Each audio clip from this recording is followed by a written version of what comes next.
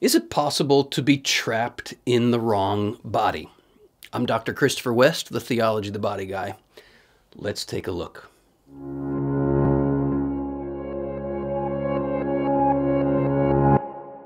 We're continuing our series looking at questions from my book, Good News About Sex and Marriage. We are now in chapter 9, and that chapter is titled, Trapped in the Wrong Body? Let's take a look. If you want to follow along and you have the book, it's page 161. If you don't have the book, check out the link and you can get your own copy. The moment you were born, or sooner with modern technologies, someone examined your body to identify you. Where did they look? Your kneecaps, your elbows, your eyes, your chin? All beautiful, I'm sure, but that's not where they looked.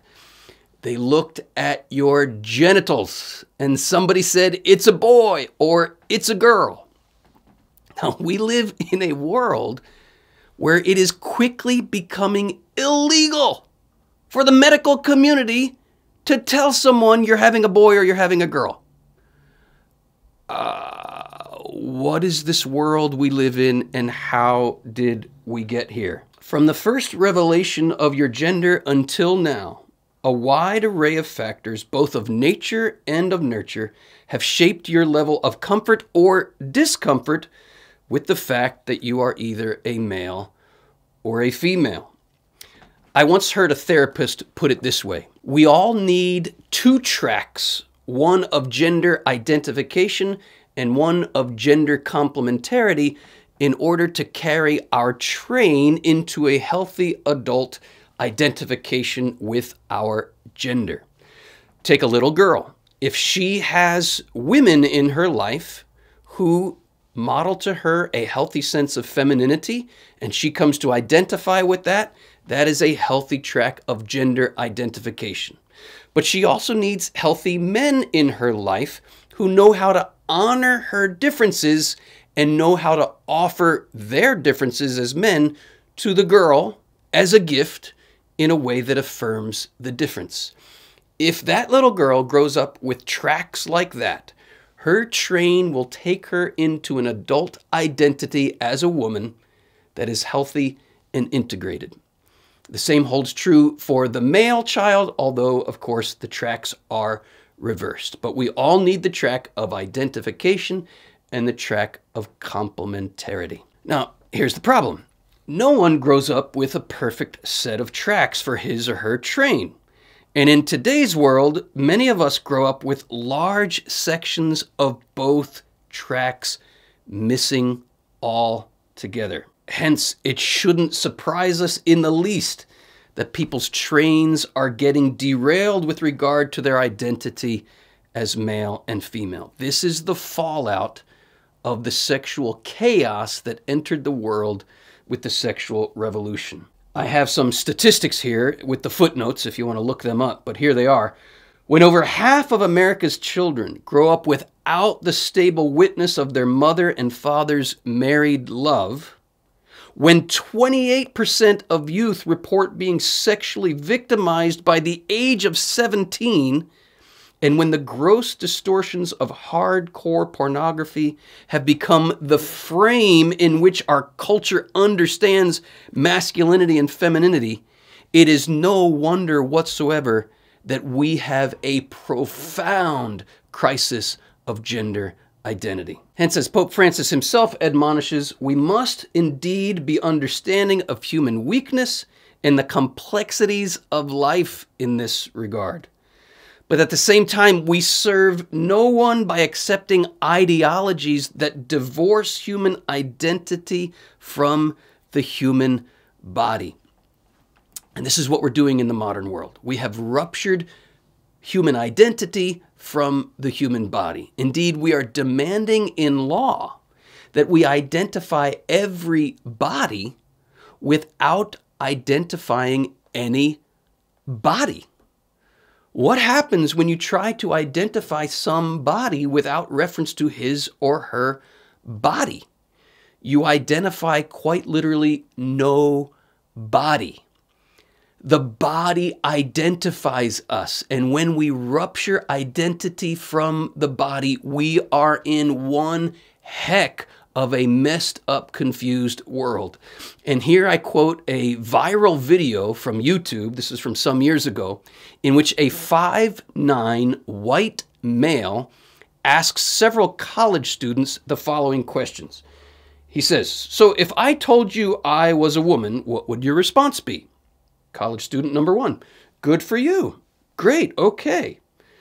Interviewer says, "If I told you that I was Chinese, what would your response be?" Student says, "Well, I might be a little surprised, but I'd say good for you. Yeah, be who you are." "If I told you I was 6 feet 5 inches tall, what would your response be?" Student says, "Well, if you truly believe you're 6'5", I don't think it's harmful. I think that's fine if you believe it. Doesn't matter to me if you think you're taller than you are." And he concludes, insightfully, "It shouldn't be hard to tell a 5'9" white guy that he's not a 6 foot 5 inch tall Chinese woman. But for some reason, as he concludes, in our world today, it is. Why? What does that say about our culture? It tells us, among many other things, that our culture has bought in hook, line, and sinker to the ancient Gnostic heresy that ruptures body and soul. It is a death-dealing heresy. Why?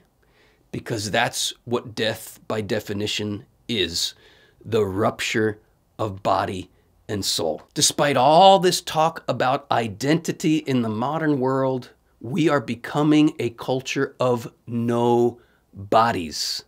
The very material reality of the body is becoming, in the modern world, immaterial.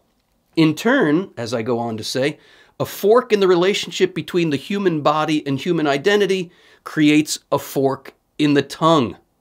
Words like male, female, boy, girl, man, woman, he, she, sex, gender, they become meaningless. Separate the human body from human relationships, and the meaning of words like husband, wife, father, mother, brother, sister, uncle, aunt, daughter, son, the meaning of these words get totally eclipsed as well. And new words are then invented to reinforce the rupture and impose it on the rest of the world. Tune into the secular conversation on these matters, and one begins to wonder if something of the world that George Orwell talked about in his dystopian novel 1984 might not be upon us.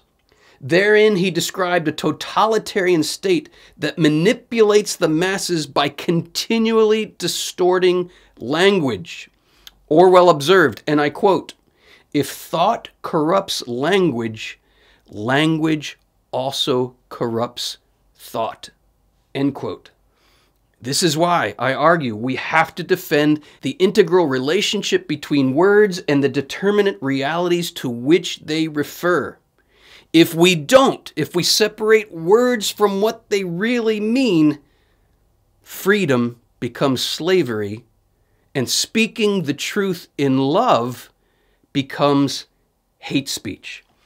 This, my brothers and sisters, is a window into the all-out crisis we are now facing in the modern world because we have ruptured human identity from the concrete reality of our bodies.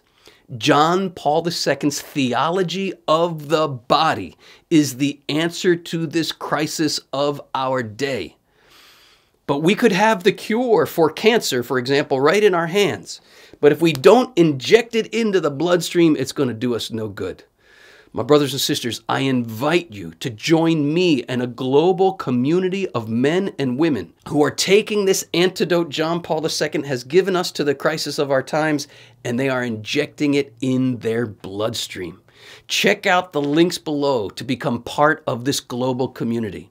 Check out the links below to learn more about our online and in-person courses unfolding the riches of John Paul II's theology of the body. We'll continue this conversation in our next video, but until then, may our eyes continually be opened to the glory of heavenly mysteries revealed through our earthly bodies.